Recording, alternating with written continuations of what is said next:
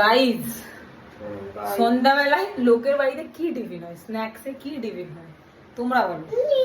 Pasta হয়, chowmein হয়, chicken stew হয়, ম্যাগি হয়, যে যা নর্মাল যেটা যার সাধ্য অনুযায়ী বা যাই যেটা যাই সাধ্য অনুযায়ী যে যেটা খায় সেটা হয়।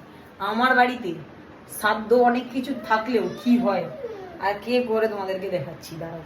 প্রথমে করে এই যে এই ব্যক্তি, এই যে আজকে কি বানাচ্ছে আমি জানি না, এইগুলো কেউ তোমরা যদি জেনে থাকো সেটা বলো। আজকে এটা কি বানাচ্ছে? এখানে তো দুধ বসিয়েছে ফুটাতে, আর এখানে এই যে ছোট ছোট করছে, কেউ যদি জানো সেটা বলো।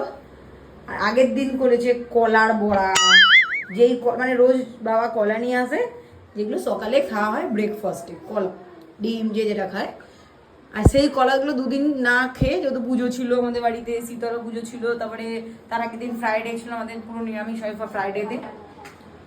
তো সেই দুদিন কলা খাওয়া হয়নি, তো সেই কলাগুলো কালো কালো হয়ে গেছিলো, নষ্ট হয়নি, কালো কালো।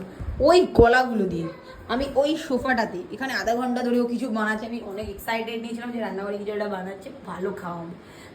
পুরো 2 ঘন্টা পর 9:30টার সময় আমার কাছে দুটো বড়া নিয়ে গিয়ে বলছে এটা খা।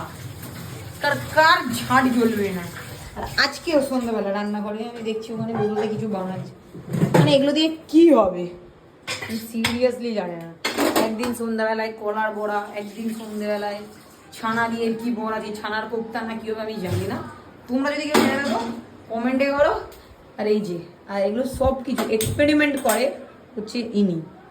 কি হবে আজকে? কি ভালো জিনিস বানাবো, এটুকু আমি জানি, বলবো না। ছানার কোপ্তা, ছানার কোপ্তা, রসগোল্লা না এটুকু এটুকু রসগোল্লা হয় তো দিলে তো আমি দেখেছি বড় হয়ে যায়। হ্যাঁ ঠিক আছে।